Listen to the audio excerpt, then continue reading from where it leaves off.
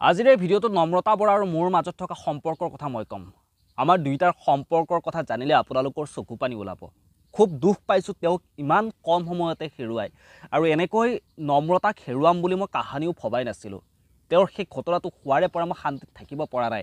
নম্ৰতাৰ মোৰ এনেকুৱা এক সম্পৰ্ক আছিল, যি সম্পৰ্কৰ কথা জানিলে আপোনালোক সকলোৱে আচৰিত হৈ পৰিব। সকলোখিনি কথা মই জনাম, আপোনালোকে ভিডিঅ'টো কিন্তু শেষলৈকে চাব লাগিব। আচলতে ভিডিঅ'টো শেষলৈকে চালেহে আচল কথাখিনি আপোনালোকে অনুমান কৰিব পাৰিব।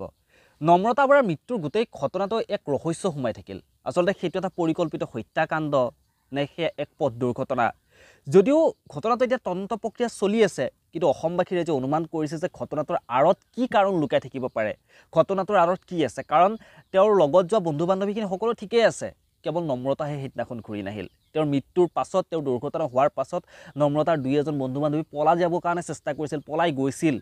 কিন্তু সেই নম্ৰতা, হাঁহি মুখে যোৱা সেই নম্ৰতা, আনন্দ ফূৰ্তিৰে যোৱা নম্ৰতাৰ ঘূৰি নাহিল। এতিয়া অসমৰ মুখ্যমন্ত্ৰী ডাঙৰীয়ায়ো তেওঁ আহ্বান জনাইছে, মেঘালয়ৰ মুখ্যমন্ত্ৰীটো আলোচনা কৰিছে যাতে ঘটনাটো ভালকৈ যাতে তদন্ত হওক। যদি কোনোবাই ঘটনাটোৰ লগত দোষী আছে, তেতিয়া দোষীয়ে যাতে শাস্তি পাওক। ঘটনাটো তদন্ত প্ৰক্ৰিয়া চলি থকা সময়তে অসমবাসী ৰাইজে বুজি পাইছে যে আচলতে কি কাৰণ হ'ব পাৰে, কি লুকাই আছে ঘটনাটোৰ আঁৰত ৰহস্য। দুদিনমান পিছত হয়তো এই ঘটনাটো মানুহে পাহৰি যাব, নম্ৰতাৰ কথা মানুহে পাহৰি যাব, নতুন এটা ঘটনাই নতুন মূৰ ল'ব। সেই ঘটনাটোক লৈ মানুহে ব্যস্ত হৈ থাকিব।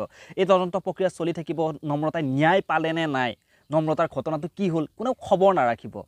আজি নম্ৰতাৰ চৰিত্ৰক লৈ বহুতে বহুত প্ৰশ্ন কৰি আছে। নম্ৰতাৰ বেয়া চৰিত্ৰৰ কাৰণে নিশা 1:30 নম্ৰতা ওলাই গৈছিল, এনেকুৱা বহুত কথা কৈ আছে। কিন্তু এতিয়া মই আপোনালোকক কওঁ যে নম্ৰতাৰ মোৰ মাজত থকা যি সম্পৰ্ক, নম্ৰতা মোৰ একমাত্ৰ নিজৰ বাইদেউ। হয়, একমাত্ৰ নিজৰ বাইদেউ হিচাপত মই নম্ৰতা বৰাক চাওঁ।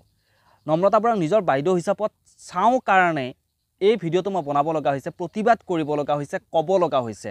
আপোনালোকৰ নম্ৰতা বৰা একো নহয় কাৰণে আপোনালোকে মাত নামাতে নম্ৰতা বৰাৰ ক্ষেত্ৰত, আৰু নম্ৰতা বৰা মোৰ নিজৰ হয় বাবেই মই মাত মাতিব লগা হৈছে, বুজি পালে।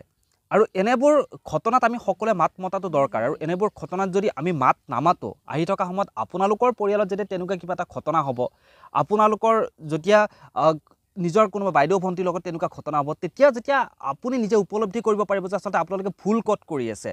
আজি নম্ৰতা বৰা আপোনালোকৰ কোনো নহয় কাৰণে আপোনালোকে নম্ৰতা বৰাৰ ক্ষেত্ৰত মাত নামাতিব পাৰে, কিন্তু যেতিয়া পিছত আপোনালোকৰ ক্ষেত্ৰত তেনেকুৱা কিবা হ'ব, তেতিয়াহে আপোনালোকে আচলতে ইয়াৰ অৰ্থ বুজি পাব। গতিকে এটা কথাই কওঁ যে এই সময় থাকোঁতে আপোনালোক সকলোৱে সাৱধান হওক, সতৰ্ক হওক, এইবোৰ অন্যায়ৰ বিৰুদ্ধে আপোনালোকে মাত মাতক। এই ঘটনাটোৰ যাতে উচিত তদন্ত হ'ব। এইখিনি সময়ত তেওঁ চৰিত্ৰ বিচাৰ কৰা সময় নহয়, তেওঁ কেনেকুৱা চৰিত্ৰ আছিল, কি চৰিত্ৰলৈ তেওঁ গুৱাহাটীত থাকিব লৈছিল। কিন্তু এইখিনি সময়ত মাত মতাৰ সময়। যদি দোষী আছে, দোষীসকলক যাতে কঠোৰ শাস্তি পায় তাৰ কাৰণে আহ্বান জনাওক। আপোনালোকে সামাজিক মাধ্যমত লিখক। মোৰ হাতত যিহেতু মাধ্যম এটা আছে, ইউটিউবটো আছে, গতিকে ইউটিউবৰ জৰিয়তে মনৰ কথাখিনি ক'ব পাৰিছোঁ, মনৰ কথাখিনি কৈছোঁ।